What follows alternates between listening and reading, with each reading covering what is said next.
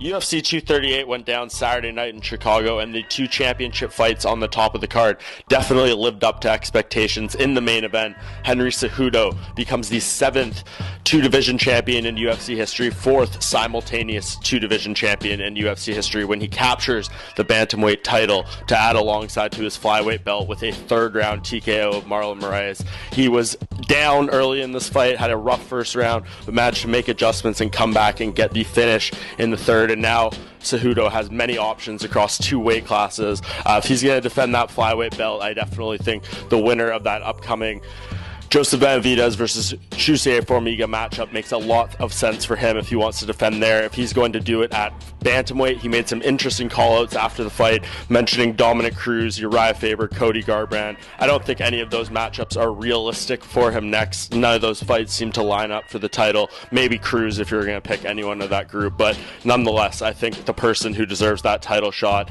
against Cejudo, his next fight, should be Aljamain Sterling, who of course fought on the undercard of UFC 238, got a brilliant win against Pedro Munoz, his most impressive performance to date, and I think he has solidified that chance to fight for the title with 4 consecutive wins. He has earned it at this point, and if Cejudo is going to fight at 135, I think that is the matchup to make. I know he wants money fights, he's talking about those kind of things, but nonetheless, I think you have to give it to the most deserving contender, and I think right now that is Sterling. And then the co-main event, we see Valentina Shevchenko get an absolutely devastating knockout against Jessica Eye. Just brutal stuff. A vicious head kick, one of the most brutal head kick finishes we've seen in UFC history. Does her job as a huge favorite going into this fight.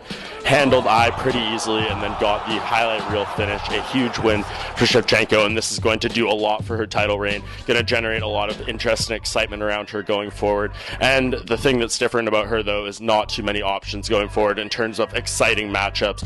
Dana White was asked after this event about a potential trilogy match with her and Amanda Nunes. He said maybe that's something that could happen down the line, but he'd like to see Shevchenko and Nunes both rack up some more title defenses first. And if you look at the landscape of the women's flyweight division, there's not too many options there, too many exciting fights for Shevchenko, but I think you're going to see her in this role again, co-headlining a card in a title defense against a lower-ranked opponent, of course. And I think the person you have to put in there is Katlyn Chookagian. We saw her get a big win of her own on the prelims of UFC 238, beating Joanne Calderwood by decision, and I think she has earned that shot. She lost a close decision to Jessica Eye back in December, and what would have got her this title shot tonight. That was a very close fight, and I think now she has earned that chance to fight for the belt. So going forward, I think that's the matchup to make.